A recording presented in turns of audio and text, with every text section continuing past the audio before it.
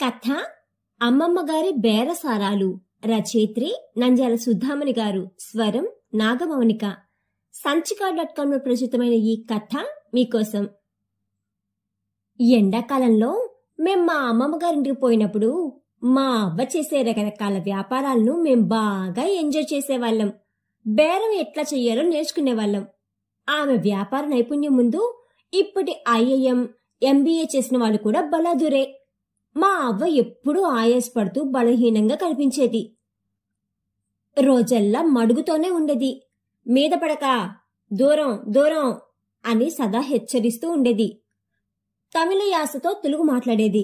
ఆమె ప్లానింగు, ఆమె గృహ నిర్వహణ సామర్థ్యం అనితర సాధ్యం అనిపిస్తుంది నాకు.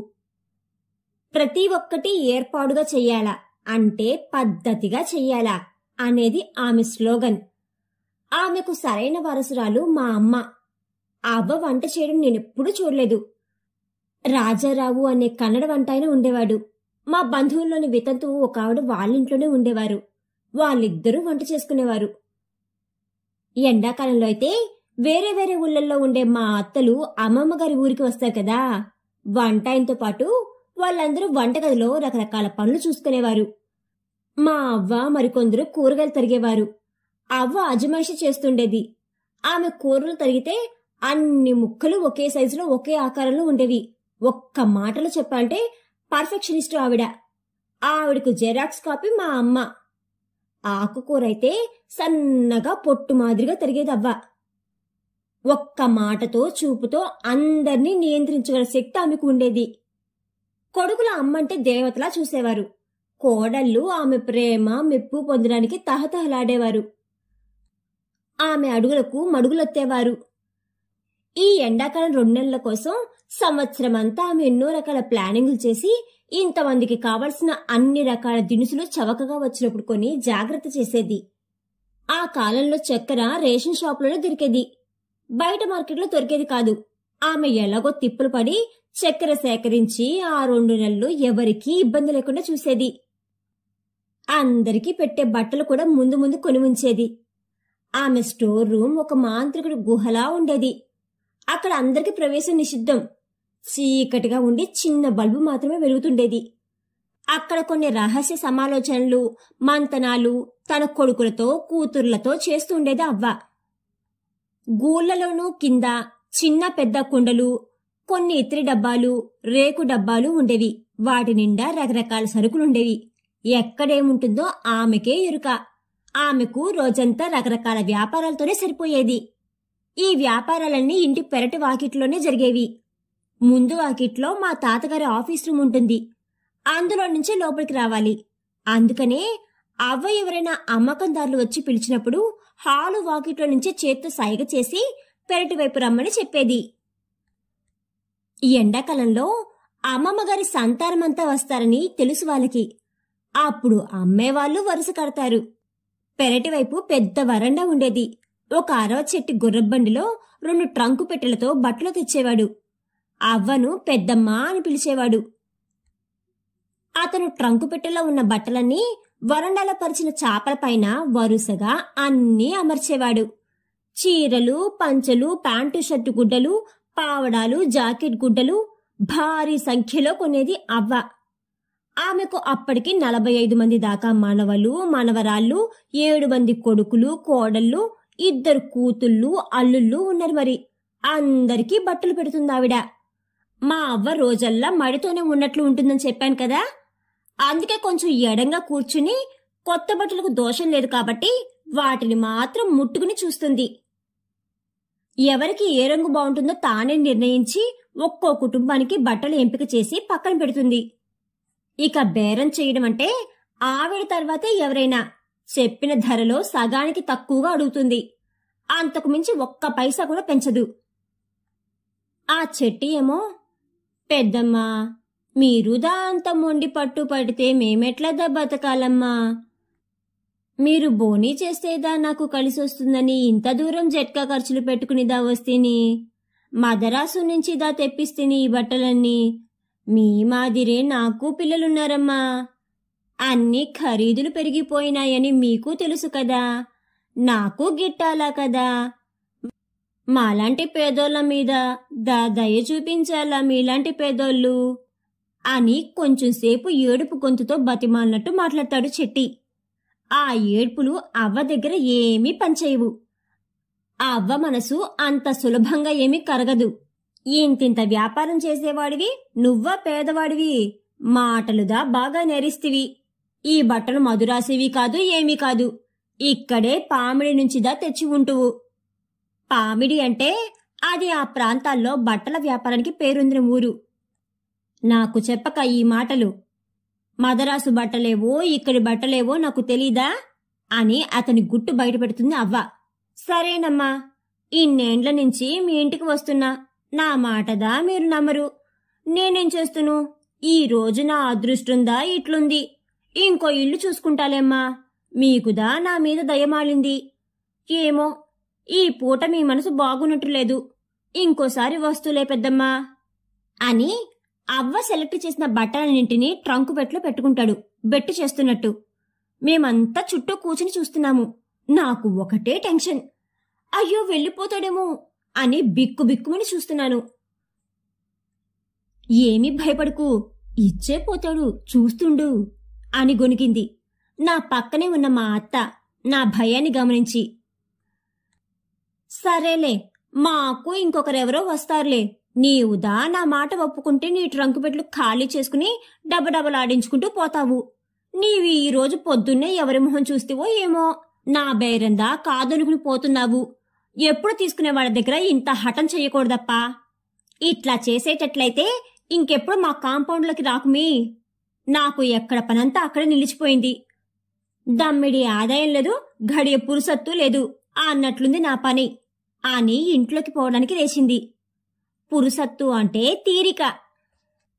అతనితో పాటు వచ్చిన ఇంకొక పెద్దాయన, అక్క అక్క అక్క అక్క అక్క అక్క అట్లా వెళ్ళిపోవద్దక్క, బేరం కుదరని అక్క అంటూ అరవంలో ఏదేదో గడగడా మాట్లాడినాడు. మా అవ్వ కూడా అరవంలోనే దడదడ సమాధానం చెప్పింది. ఇద్దరికీ అరవంలోనే ఏదో రాజీ కుదిరింది. అవ్వ తన పట్టు విడిచి కాస్త ఎక్కువ ఇవ్వడానికి ఒప్పుకున్నట్టు నాకు అర్థమైంది. జట్కాలో పెట్టుకోబోయిన ట్రంకు పెట్టెలను తిరిగి వరండాలోకి చేర్చాడు చెట్టి.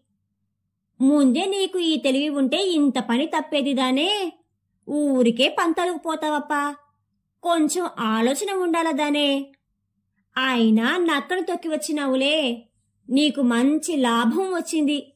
నాకుదా బాగా నష్టమైంది. నీ పోరు తట్టుకోలేక నీ రేటుకుదా ఒప్పుకొంటిని. అయ్యగారుదా తిట్టిపోతారు నన్ను ఇప్పుడు అని లోపల విజయగర్వంతో ఉన్నప్పటికీ పైకి తనే నష్టపోయినట్టు సనిగింది అవ్వ.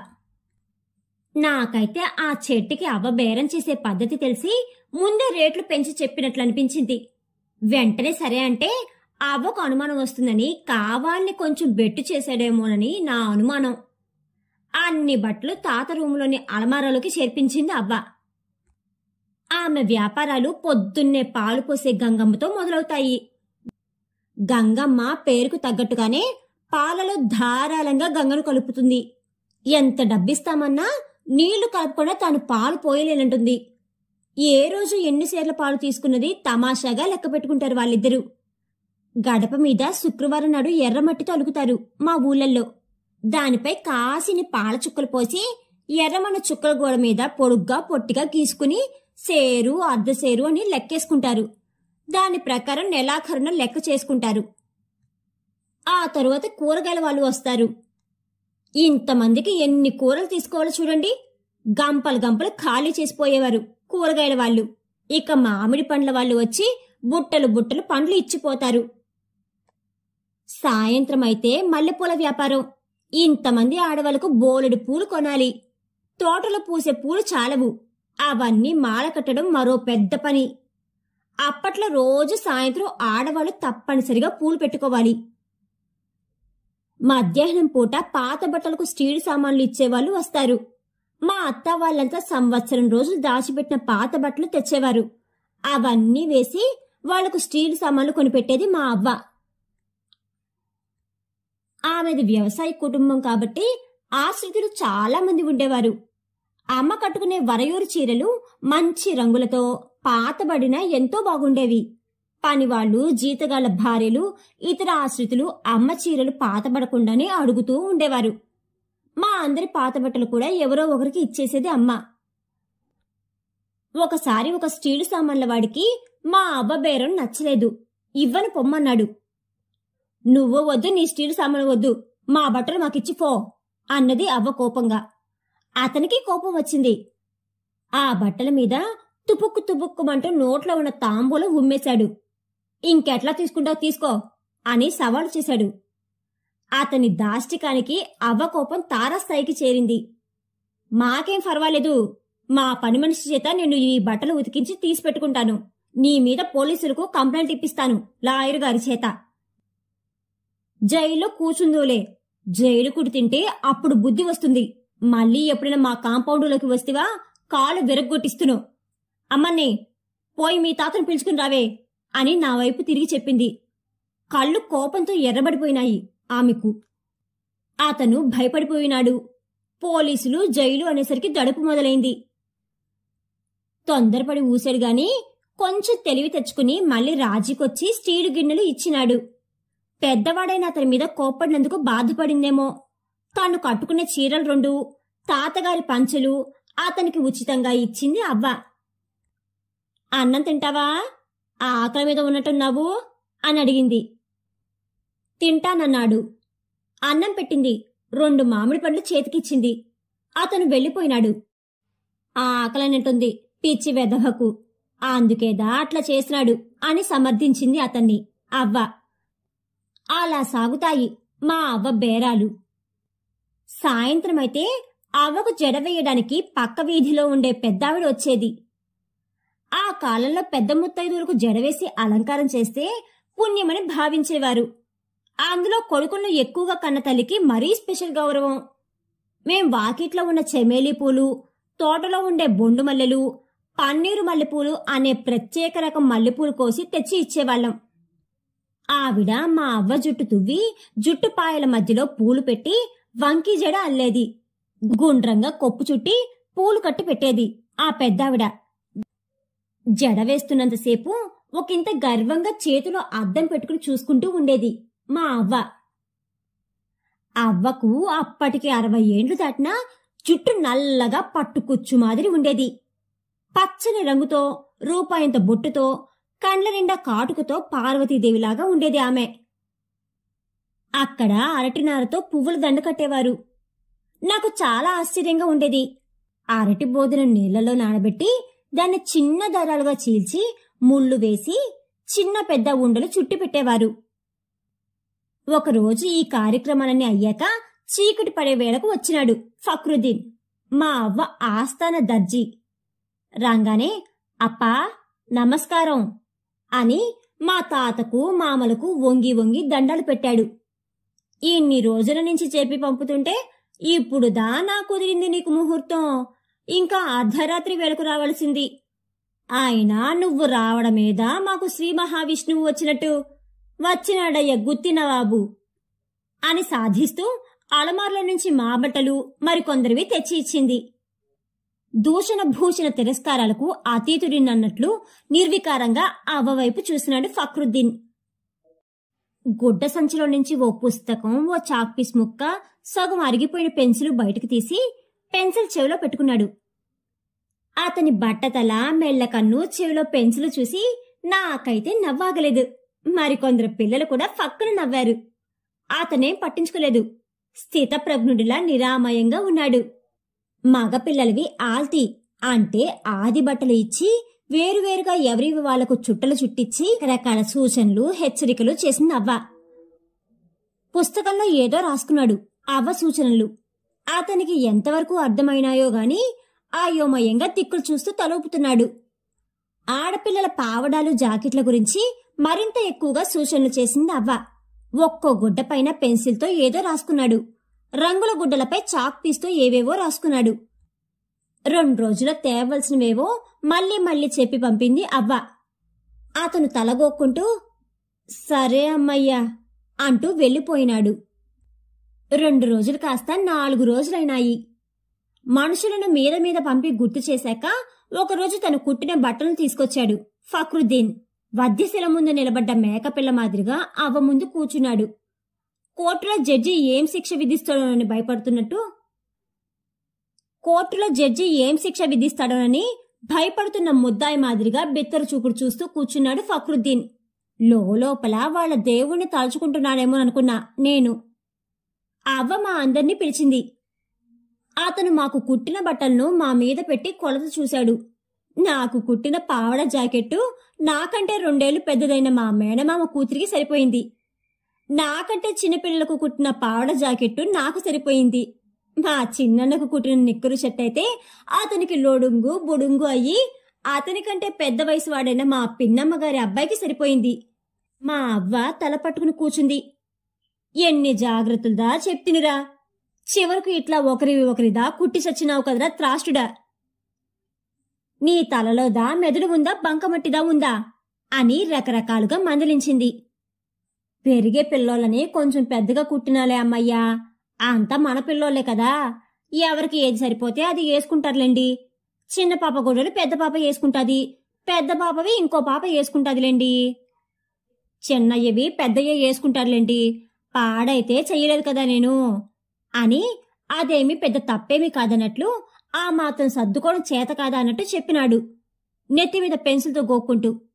మా అవ్వకు కోపం నసాలని కంటింది. కాని అతన్ని తిట్టినా లాభం లేదని నిగ్రహించుకుంది. నెత్తిమీద చేత్తో కొట్టుకుంటూ, నేనేం చేస్తున్నరా నాయనా, నా కర్మ ఇట్లా కాలింది. నేనెన్ని జన్మల్లో ఏమేమి పాపాలుదా చేస్తునో, ఎవరెవరిని ఎంతదా ఏడిపిస్తునో ఏమో నీ పాలబడినాను. దేవుడు నా మీదదా కక్ష కట్టినట్టున్నాడు. పోనీ ఇంకెవరన్నా పిలుస్తామా అంటే నిన్ను మించిన టైలరుదా ఈ కొంపలో లేడు. అసలు నీకు ఈ విద్య నేర్పిన వాడెవడో వాణ్ణి పట్టుకుని తన్నాలా. మాకు నీతోనేదా పని కావాలా. మా పాలిటికి నువ్వే దేవుడివి. కాని నా కర్మ ఏం చేస్తును.